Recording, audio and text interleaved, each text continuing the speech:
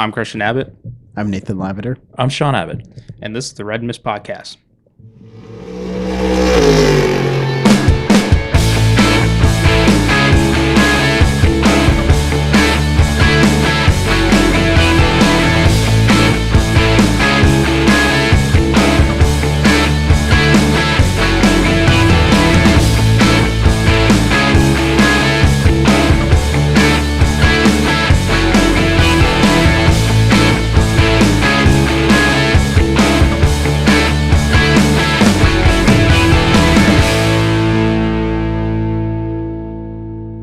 Hello, and welcome to the Red Mist Podcast, episode 34. The Michael McDowell Loves Truck Stops Ford Mustang episode. On tonight's episode, we'll talk about randomness tonight. That's what we're going to talk about, randomness. Basically, yes.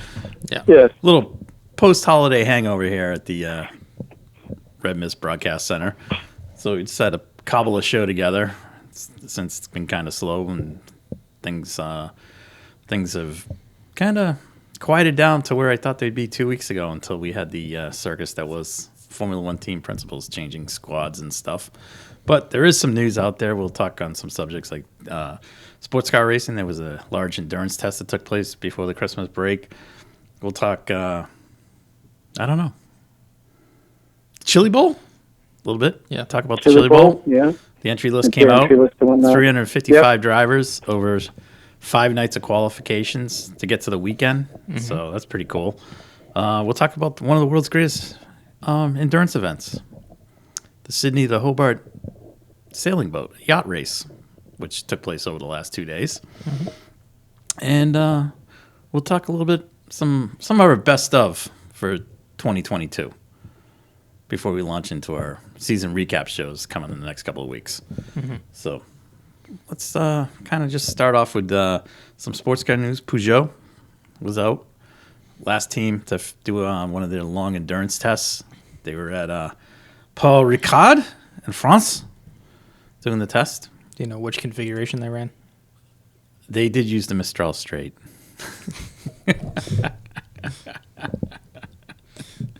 No, I don't know which of the 3,000 track configurations they use. But all 6 drivers were there.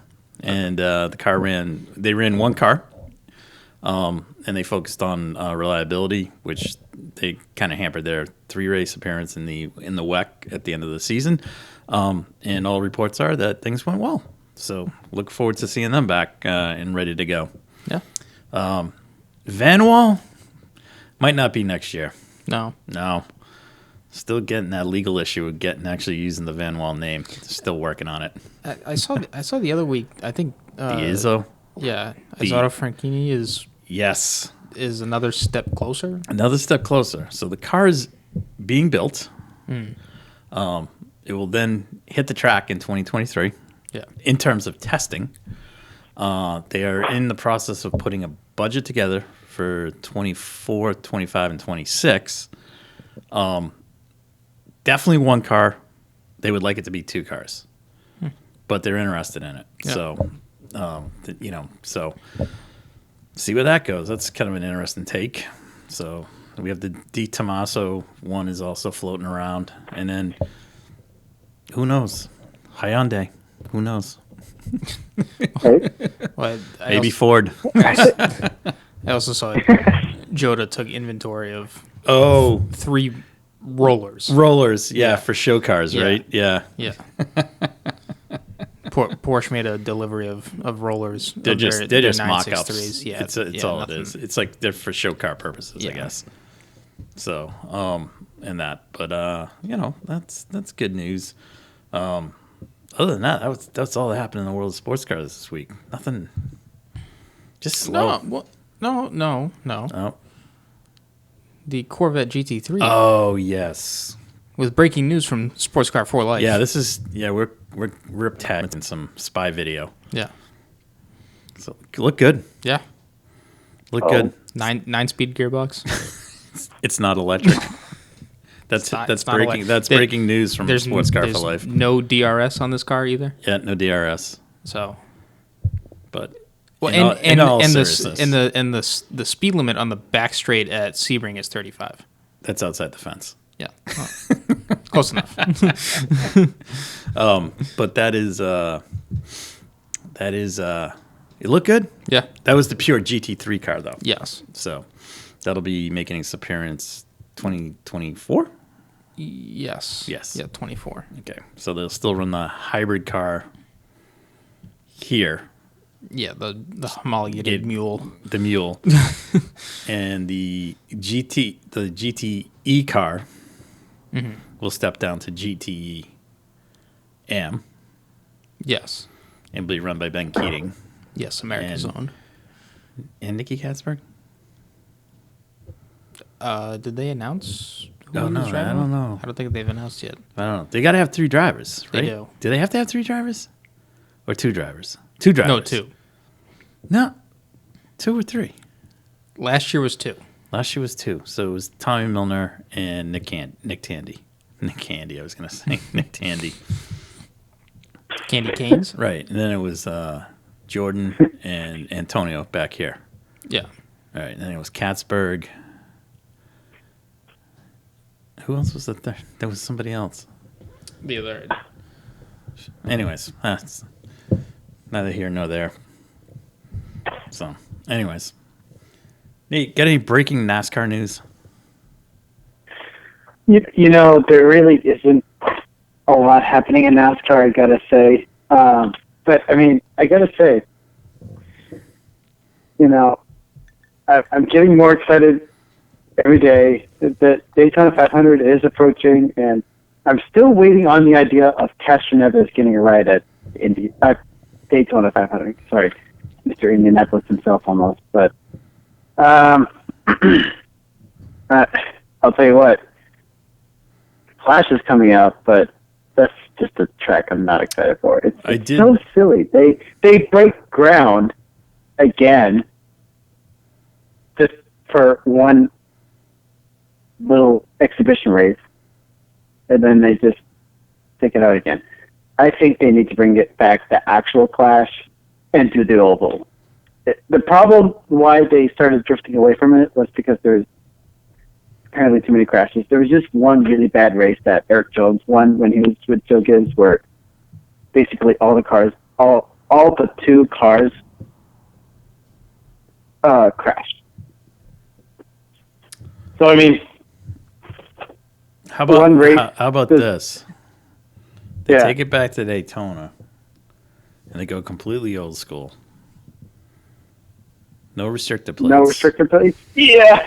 No stage racing, and no That's speed limit on the pit lane, Oh, and no helmets are worn by the pit crew, Do they still do the? and no fire suits. So the guys come out in those slick, like the Coca-Cola pants they used to wear on Bobby Allison's car, and slide across. yeah. Do they still do I know exactly what you're talking. that pit stop challenge at the All Star race? No. They do at the Indy I 500. don't know if I go back to it. No, At the Indy 500, they do it. I mean, it was a good gimmick, but I mean, I the like Indy I 500. like- I like did I it. like the Indy 500 one. which NASCAR did it They do with, it on. with the They All-Star do it race. on. It's a Carb Days Friday. They do it on. They do it on Carb Day. Or they do it on Saturday. They do the pit stop competition. It's kind of fun.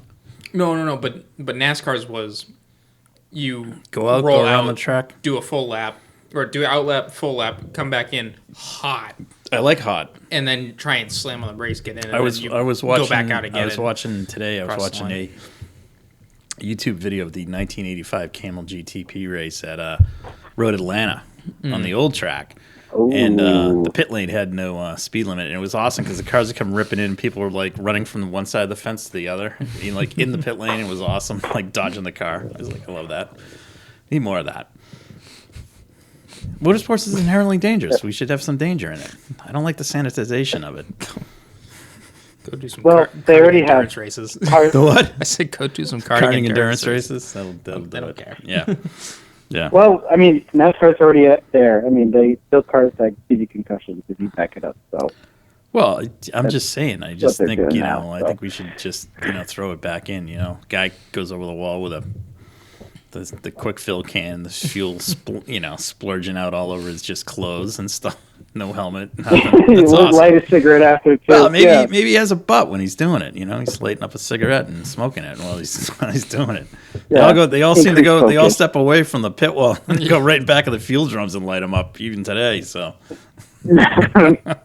Yeah.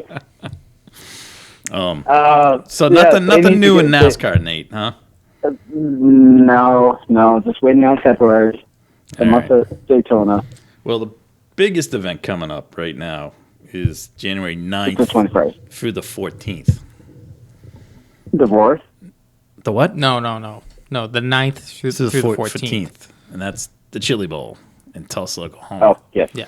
And the Chili Bowl released its preliminary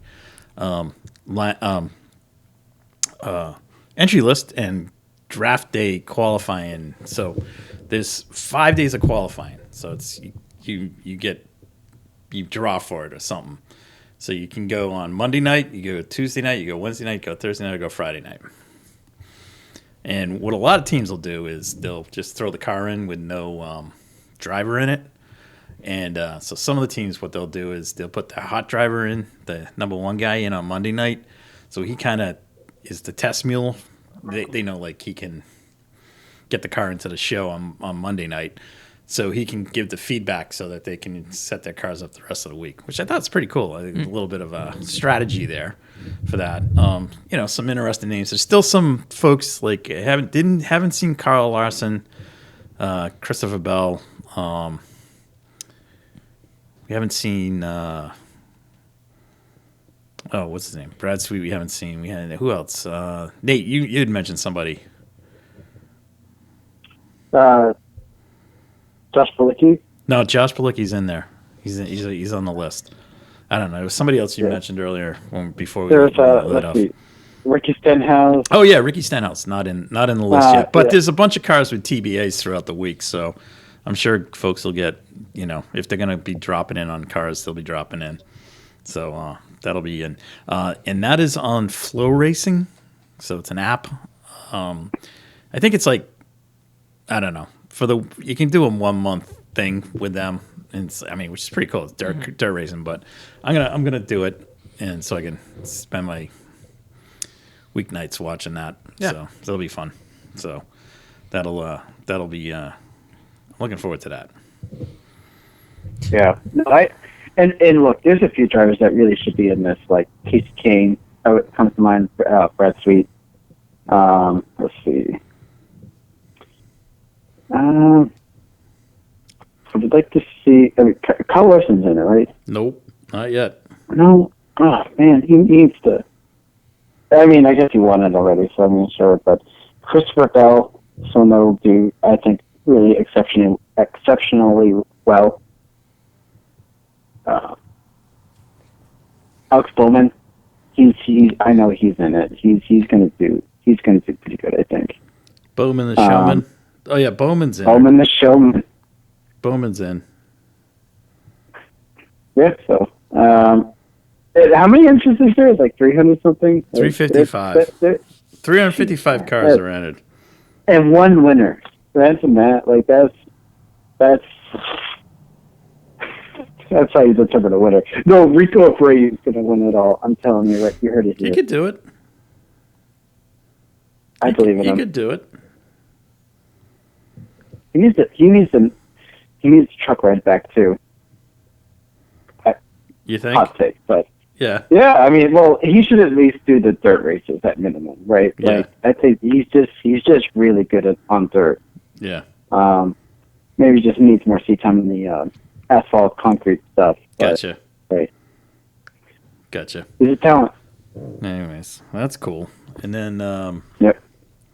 So we'll look forward to that race. Also this weekend, one of the world's greatest endurance events took place. That's the Rolex Sydney to Hobart Yacht Race. Down Under. Race from Sydney, New South Wales, to Tasmania, to the city of Hobart. This is a classic yachting race. This year's race they left Sydney yesterday. under beautiful skies and blustery conditions. I was able to watch the start, which they covered, and then followed throughout the day into today. So the top guns in this, there's 4 what they call 100-foot maxi yachts that are in this, and these things are, they're big, they're fast, and they move pretty good. And they had a good scramble out of Sydney Harbor yesterday on their way out to the turning points to head south to Hobart and then downwind, which was actually really cool, so that they really were busting out some speed. They were running somewhere between 25 and 30 knots of speed with the wind. It did slacken a bit as they neared the south end of Australia, heading towards Tasmania, so they kind of took out any chance of setting a course record. But this year's winner was the yacht Endu Kamachi. It did it in 1 day, 11 hours, and 56 minutes, which is pretty impressive. And then followed by the other 100-foot maxi of Law Connect at a 1 day, 12 hours, and 23 minutes, followed by the third place 100-footer.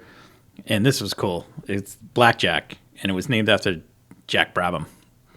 So that was pretty cool. Oh, okay. That yacht's been around for a while down there. Mm-hmm. And that, again, they were about 17 minutes behind Law Connect, and then the Hamilton Island Wild Oats, that's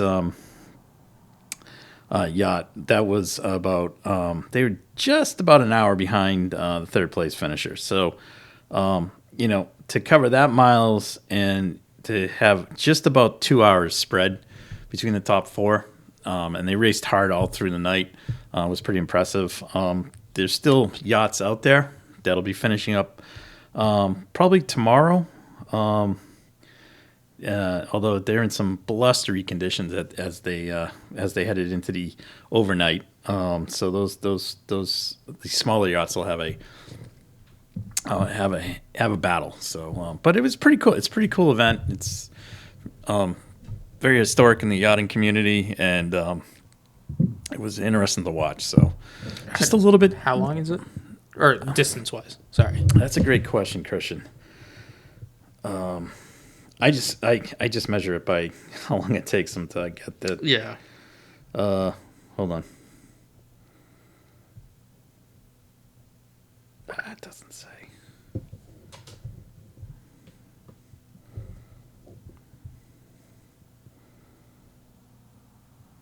It's the 77th year. That I will say. It says it's about a little over 1,000 kilometers, so a little over 650 600 miles. Yeah, that's that's probably right. 650 miles. Yeah, okay. Yeah, pretty cool though. Pretty cool. Anyways, I'm a anything with speed and racing I'll watch. So anyway, it could have been a chariot race. Amen to that. Could have been a chariot race. It could have been a chariot race. Could have been a chariot race chariot race across Australia. I would have watched it. Anyways, so that's that. So, anyways, what were you thinking? Just kind of doing a little roundtable of some best of items, of the season. Let's start with NASCAR.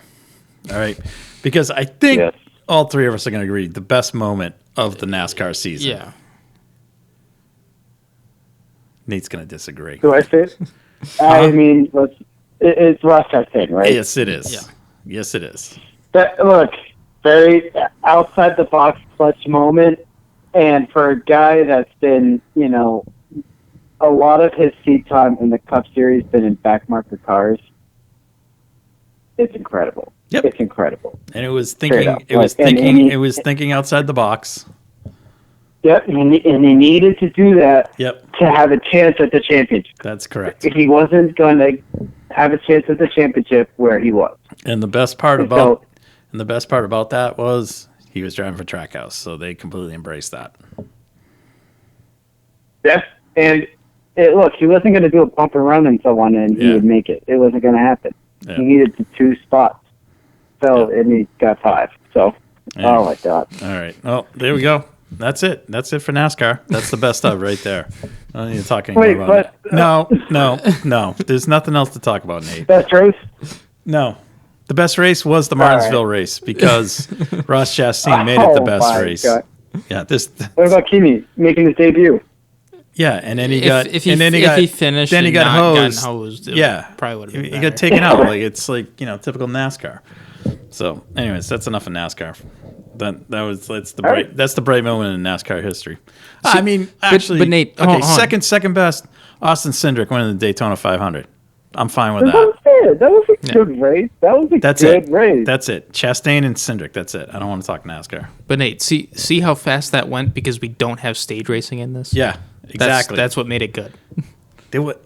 Exactly.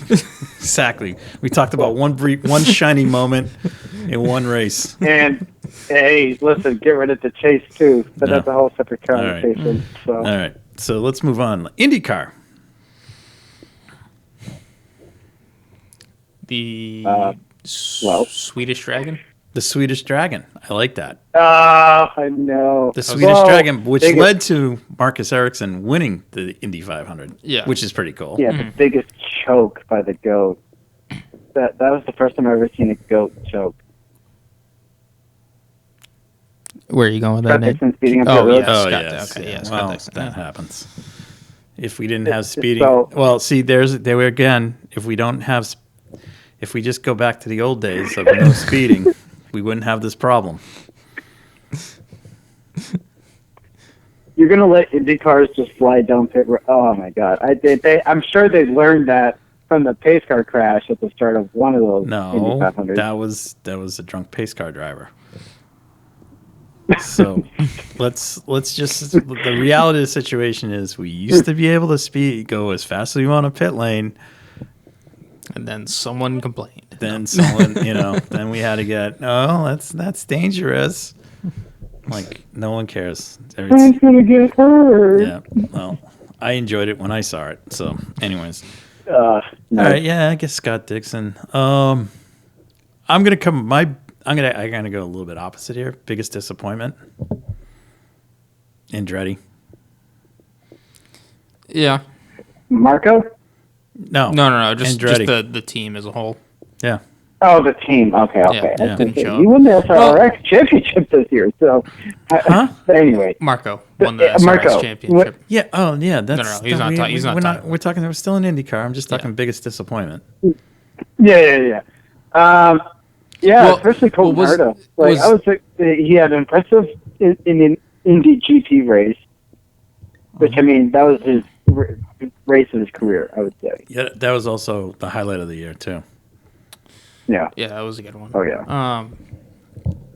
Well, did Andretti disappoint, or did Penske just not screw up like they did last year? I think Andretti disappointed. Okay. And a combination of Penske not screwing up. I think it just widened the margins that far because Will Power. I can't think of any crazy bad things that really happened to him in this season that really deterred him from his consistency throughout the season. No, especially at the second half of the season too, where they went on a tear. Yeah. Right. So. Right. Justin Newgarden, everyone. Scott McLaughlin. For a while. Too. Well, and for the longest time in the first half, I was thinking this championship's going to go down between Scott McLaughlin and Justin Newgarden. Then Scott McLaughlin kind of faded off. Joseph Newgarden had a surprise crash at the second Iowa race. I thought he was just going to sweep that and collect massive points. Mm-hmm. And Will Power is still there, still working and taking advantage of everyone's mishaps. And ended up becoming champion. Mm-hmm. Any other moments from IndyCar?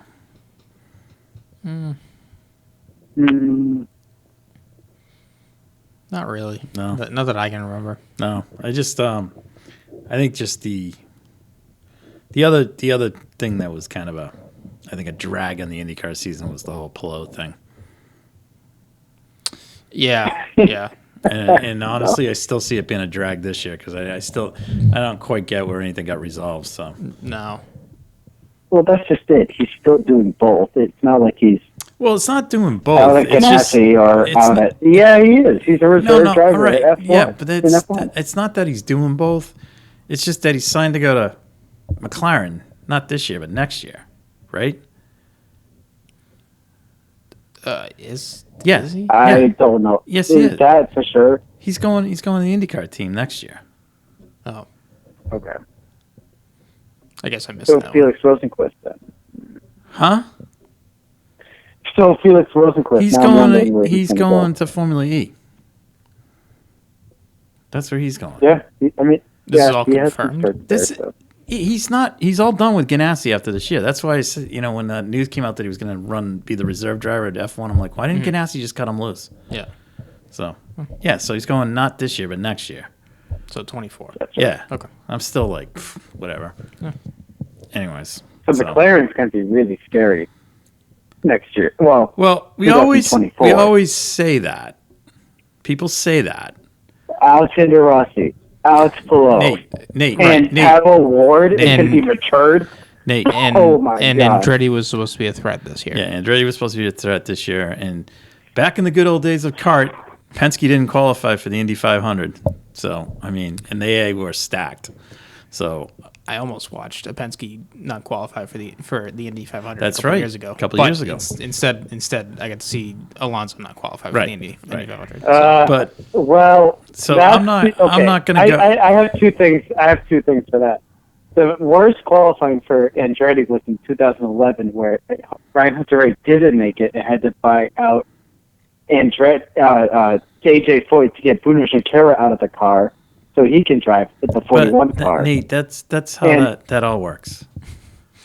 Yes, and the other part was the Fernando Alonso car that he was driving. That was a Carlin built car. The other driver, Max Chilton, didn't make it either. Right. So And there's one more driver So because there was 3 of the 4 Carlin cars didn't make it that year. Right. yeah. All right. So bringing it back to the present day. Yeah. Sorry, So that's all right. just had to. I Point think that out. I think that Pelot thing really kind of put a sour taste in my mouth all year, like for most of the year. Not surprised that Rossi left. No. That was a 5-year run, so that's fine. So we'll see what happens. He's on the newer pastures, so we'll see what happens over there at McLaren. And that, but I'm expecting Ganassi to be back probably full guns blazing this year. So, and Yeah. I'm kind I of like winners. curious to see how Colton bounces back. So, Yeah. He has to have a mindset of winning the championship. He does. I mean, again, it's the well, he's going to be the number 1 driver. yeah, right. Yeah. But that's the other thing too, where last year wasn't. I don't know how much the drivers were at fault for last year because there was a lot of strategy and pit wall mess ups. Right.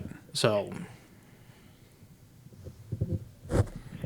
Like how much of it will happen next year. right. I mean, you learn from the year previous, right? And Yeah. hope to make improvements from it.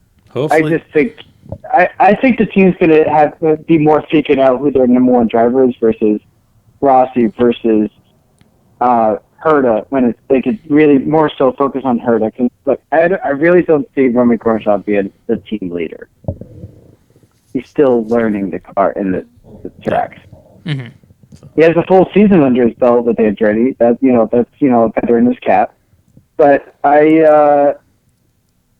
maybe he gets 1 win versus Colton Herta's possibly 3 to 5 wins. So that's just what I'm seeing with that. Okay. All right. So let's move on to sports cars. Yeah. I'm going to say the biggest story is the biggest story that's going to be next year.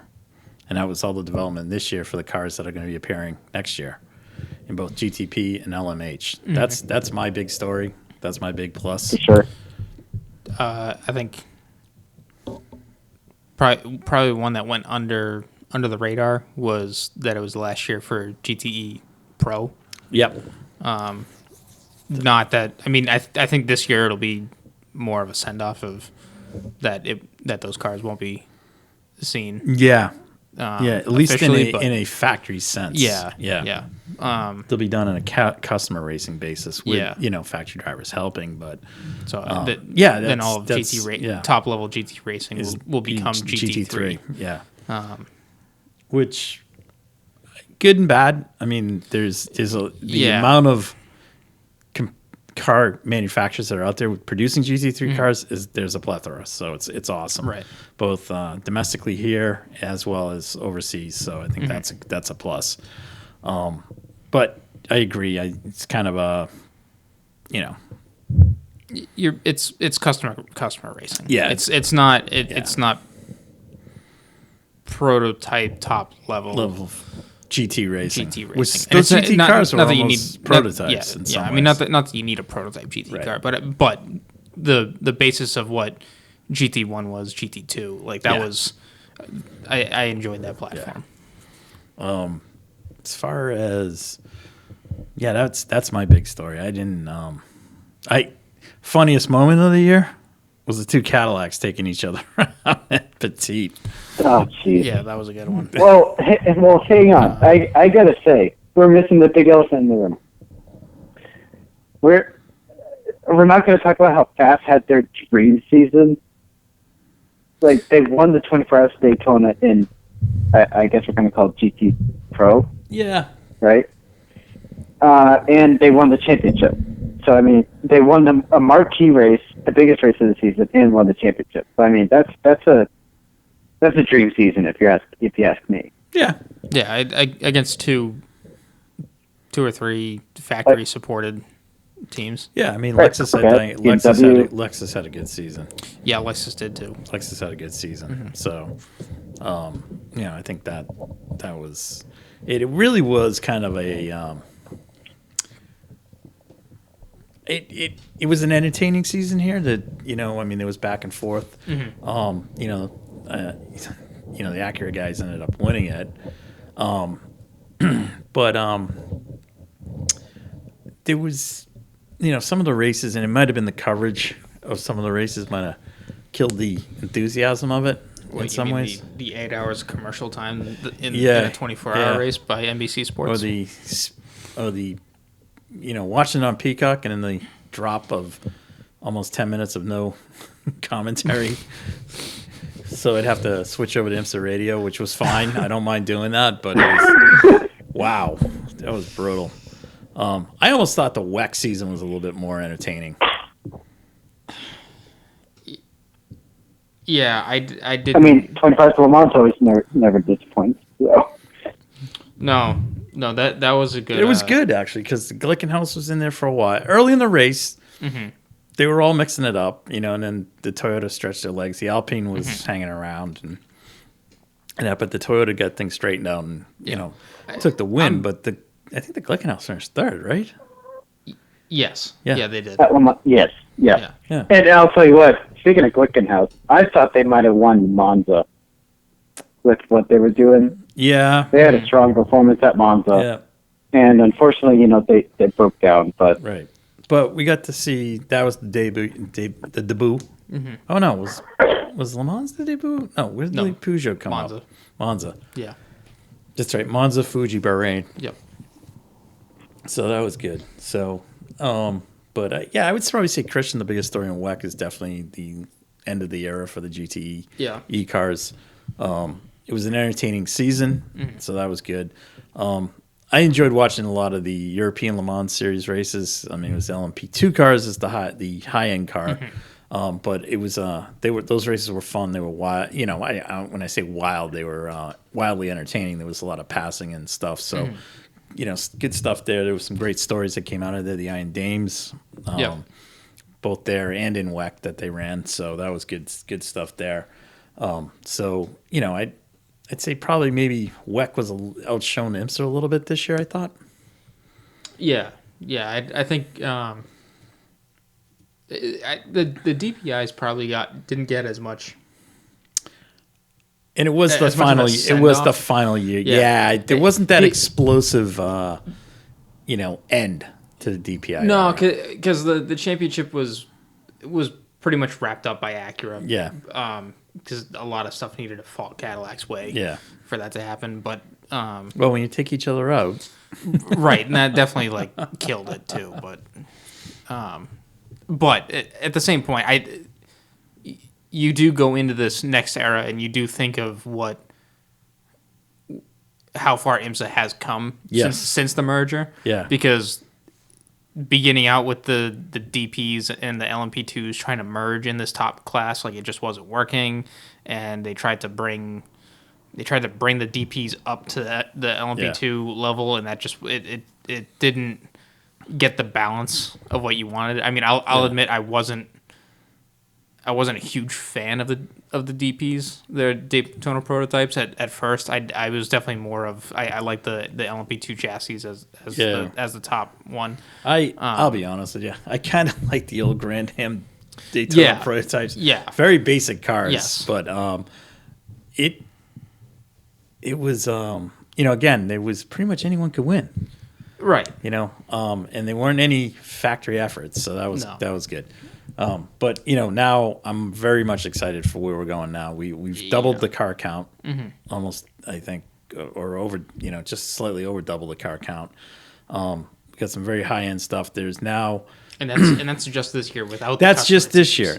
Yeah. When we get to 2024, then it's an open forum because all the balance, what do they call it? Homologation and necessary information for balance of power can be shared across platforms. So that'll be exciting because hopefully we get to see Ferrari come to the United States and run. Yeah. So things like that. Lamborghini will be coming, so that's exciting.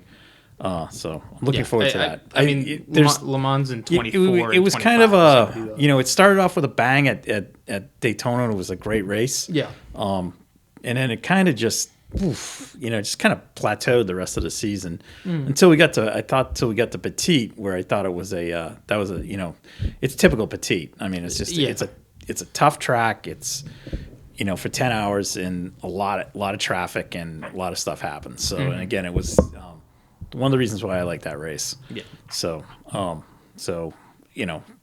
hopefully we're definitely on the upswing. Number of cars is going to be in both in the GTD rank or whatever GT ranks. The LMP2, LMP3 cars. So I think it's going to be a interesting year for IMSA. It's definitely going to be a year where you have to. The starting point is going to be baby steps as these cars, folks get to know the cars better. But the styling cues, the sound are awesome. So it should be a good season. Nate, anything else? Will be. No. No, not for anything. But I'm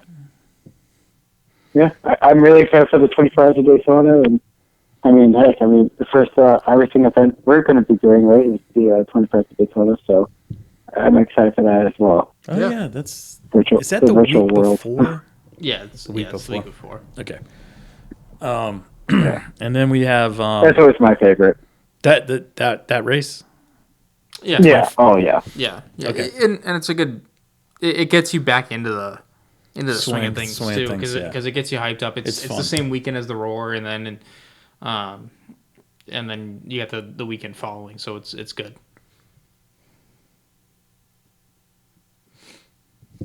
All right. So let's Formula One. Formula.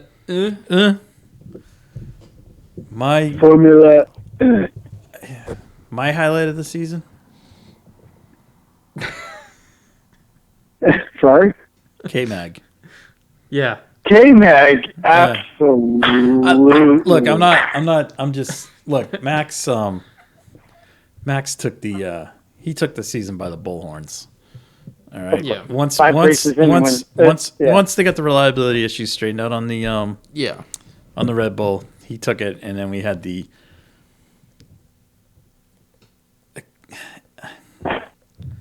apocalyptic collapse of Ferrari. I mean, I don't know how else to describe it. Just cue the circus music. Yeah, it's just like what a circus. I mean, they almost lost second place to Mercedes, who was basically counting themselves out of it from the get-go, and they clawed their way back, and clawed in quotation marks. Ferrari. Ferrari self-destructed. But because I mean, if you look at Mercedes over the course of the season, their performance really didn't change. Right. Of what they did when they showed up, raced, did the best that they could, and then that was it. So they weren't in it for a win, barring Brazil. Right. But they didn't show up with that mindset of we were going to win every week kind of thing. So they came in and. Nate, what was your highlight of the season or low light? Or both? I got it. My high point personally was predicting the Monaco podium, which that was okay. Yes, you did. So you did. I was fairly. Once the shenanigans got figured out at the beginning of the race, I really thoroughly enjoyed the race. It was a good race. I think weather played a factor there. Would you say that was probably the lowest of the lows for Ferrari that weekend, or would it have been? Well, it was. What's the top screwing your home race for your driver, right? Yeah. Where you have an easy chance. Right. I say easy. I know it's Formula One and, toughest of the whatever motorsports, but still, how does it blow up in your face that bad? Where you have Carlos Sainz in pit. Charles Leclerc's I'm already here. Right. That I can't. Would you say that was because I'm trying to think the lowest point of the year for them? Oh, it wasn't Silverstone because Carlos won. No. Although they almost tried to screw that one. I think it was Monaco. Yeah. Because look, if you're thinking France, that was Charles Leclerc. Himself.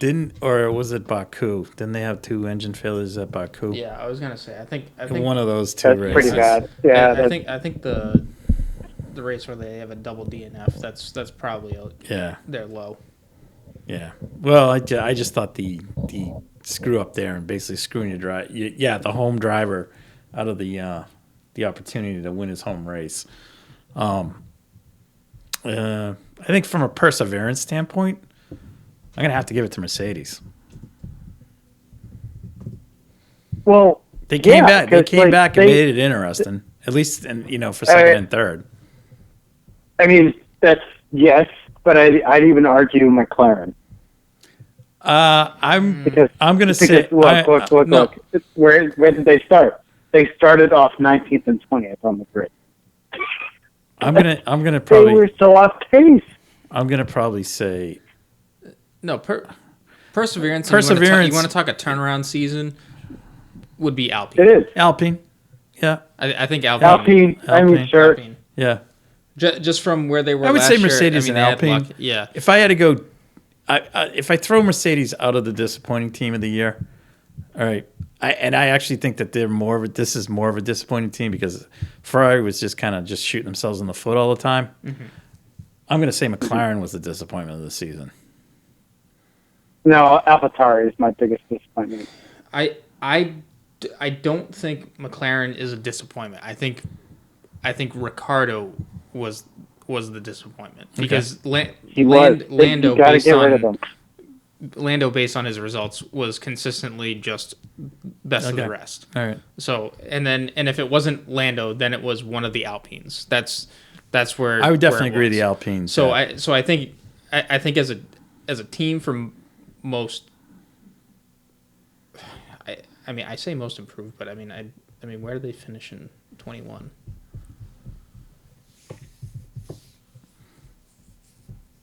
They finished 4th this year, right? They finished 4th this year, and they finished. They finished 5th last year, so I guess maybe not. Well, I guess Haas probably made the biggest jump. From they did. They last did. To 8th? They did. Yeah. Now, so I mean that's two positions. And I was going to take that to the next point, which is no. I'm going to say with Haas. I'm going to just my outstanding driver of the year, K-Mag. Hands down. Actually, you know what a disappointing team was? AlphaTauri. Well, Nate said that. Yeah. That's what I'm saying. Yeah. That's what I'm saying. Yeah. I think Nate, they dropped way lower. I think you guys are onto something there. I just was the reason I had McLaren as a disappointment was that they came off of a prior year where they were really impressive, and I was expecting big things out of them. Mm-hmm. And what did I get? I got nothing. One podium. Well, they only got the one podium at Imola with. Yeah, but there was they were mixed. Yeah, I know, but they were constantly in the top. They were in that top 10 all the time. This year some days just they were outside the box and stuff. But I can definitely see where you guys are coming from with AlphaTauri being a disappointment. That's the thing. I think the back end of the grid is probably more interesting than the front grid was. Front of the grid because I think AlphaTauri was the more disappointing, and then I think Alfa Romeo. This is where it gets hairy.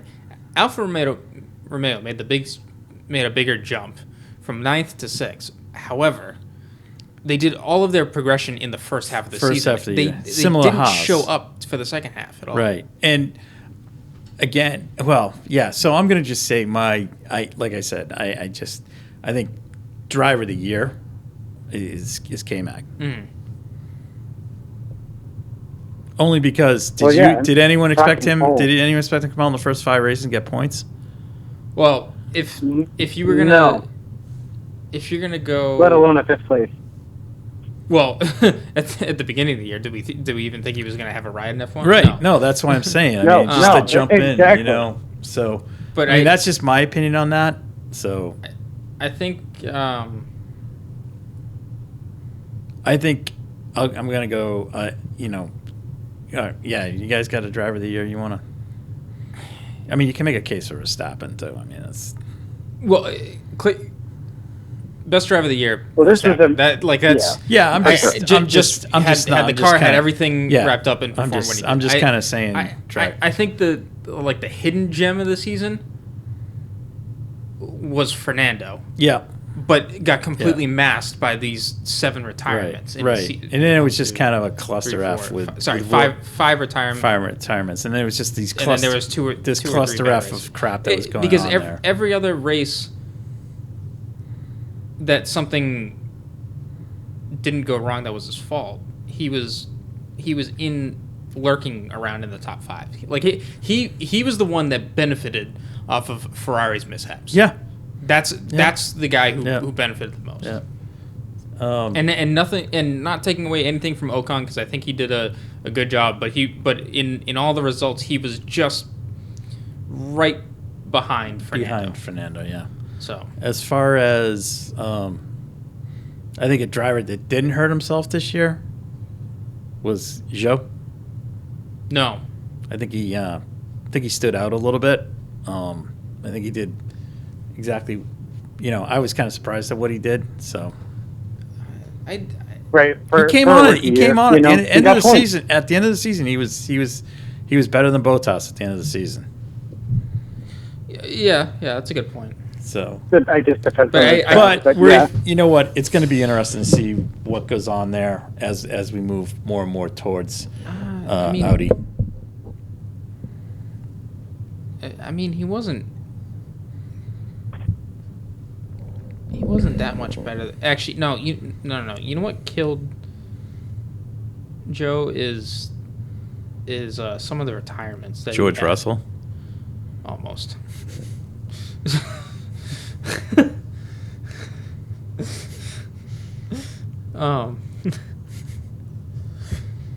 RPM award show is must watch.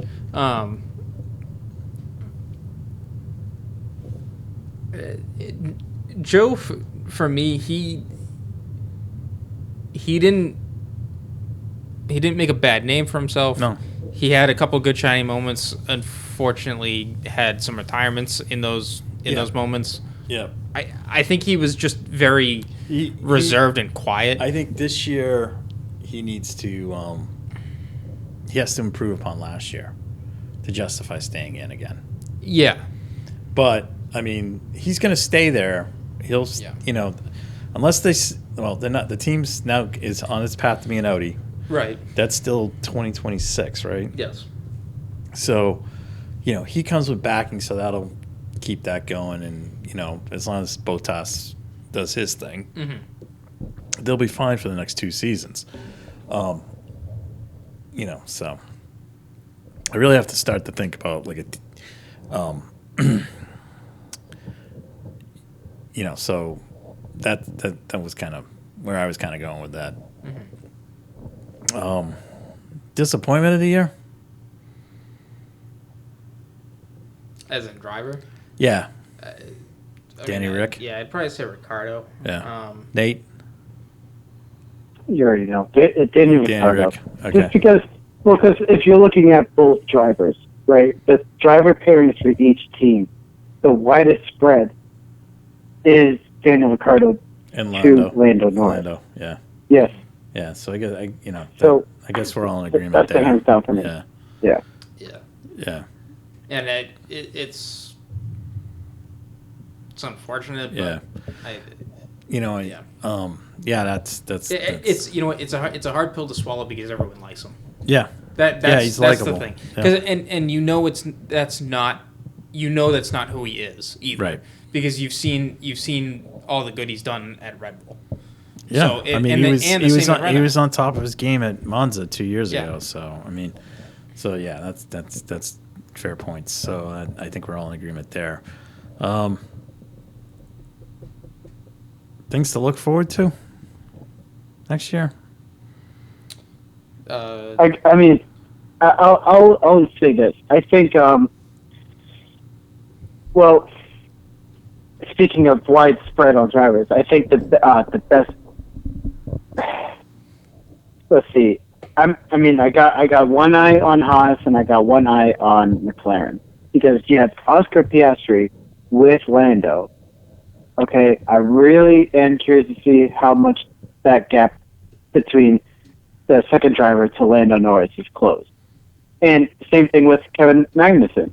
I want to see how far that second driver gap comes from, like Mick Schumacher versus Nico Hulkenberg. I think it's an improvement.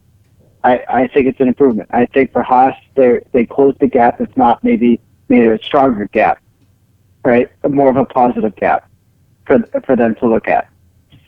And look, Nico Hulkenberg isn't a slow driver. He was in the pink Mercedes and qualified third at the 70th anniversary Grand Prix. Look, those are two teams I'm looking to see drastic improvement.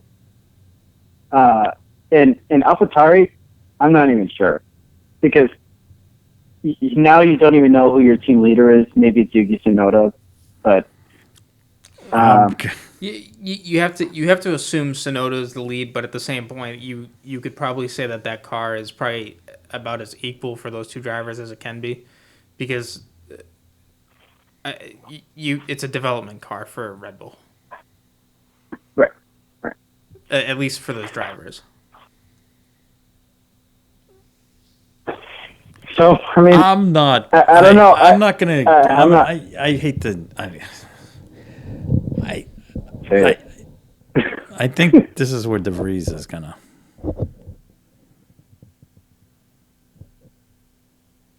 Gonna what? I think he's gonna be the number one driver. Oh no. Going into the season, yeah. I think Yuki. I don't think Yuki's on the same playing field with him. No, there's a huge difference. No, I'm just talking in terms of experience. Yuki has the time on him, but time on him in the sense of what? In seat time in F1. But yes, but by the end of the season, I think DeVries will come out on top. I don't disagree. I'm just gonna say coming out of the gate, he's gonna be ahead of him. So yeah, I could be wrong, but I'm just going based on Nick's talent. Yeah, that's what I'm basing it on. I don't really, honestly, Yuki. He's a lovable guy. He's a little caricature, but I don't really think he's He's not a seasoned. I mean, Piastri is much more seasoned than Yuki. Yeah. Well, all right, let's take it this way, and this would be an interesting. If you put the GOAT in the AlphaTauri, say they had a 3-car team. Again, 3 cars wouldn't be a bad idea, Toto. If AlphaTauri was a 3-car team, so say you put the GOAT's in there. The GOAT's the 3rd driver. I think Latifi would beat Yuki.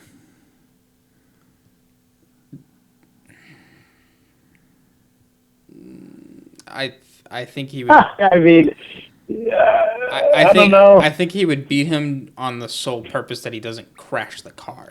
Well, that's beating him. Correct. Pace-wise, I think it would be pretty damn close. Right. I don't. That's what I'm just. Yeah. I'm just saying that I don't. That I'm look. I don't think like. I think the point you're trying to make. I'm just trying to say that I think the Williams car is hapless.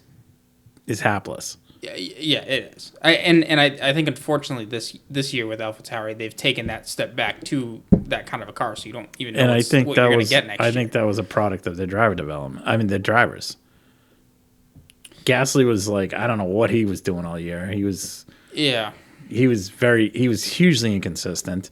And Yuki is all over the board. You know, it went from like the beginning of the season, he was like out of control. Like, and finally, you know, they decided to move him to Italy. And then, you know, he seemed to like, they got on him there and stuff. But I just don't, not sure where that driver lineup is in terms of developing the car. Yeah. That's my thing. And I wonder how much, I wonder how much, what's their budget? It's healthy. Okay. They're fine. They were spending up to the cap. Oh, okay. So I just think just my feeling on this is I think that's where De Vries might help this team. Okay. So, you think Fred's gonna develop the Aston Martin?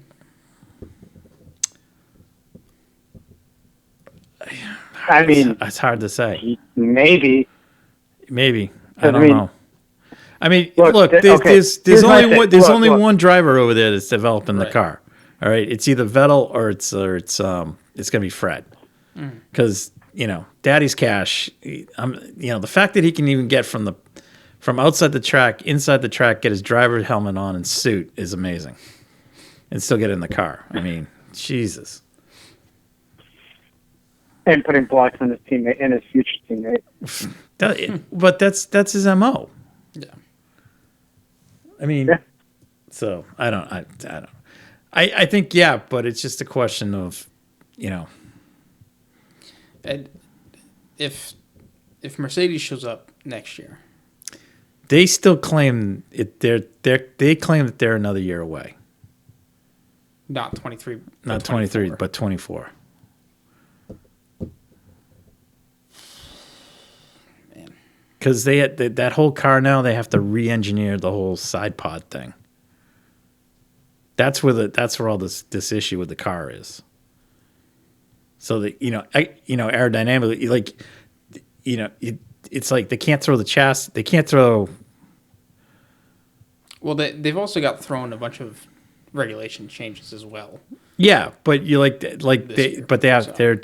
mean, they were on the back foot, so now they got to. Yeah, so they were really on the back foot. So again, it's just, who knows? I mean, they could come out of the blocks. Yeah, I mean, in terms of figuring out the car over the course of a season, them and Red Bull have definitely. I don't think so. For Red Bull, I think if you start thinking about when these teams start working on the next year's cars, Red Bull's car was probably already designed, whatever, ready to go before the whole CAS cap thing, blew up and they got the penalty. So, at that point, the car's they've probably gone through simulations. They've done the majority of the work. So when they get to the wind tunnel with the theoretical reduction, I don't think it's going to be as drastic this year. Possibly developing the car for the next year, that's where it's going to hurt. Yeah. Because at a certain point, you can only do so much wind tunnel testing for the 24 car before you start on the 25 car. And it's not just that, but it's also you.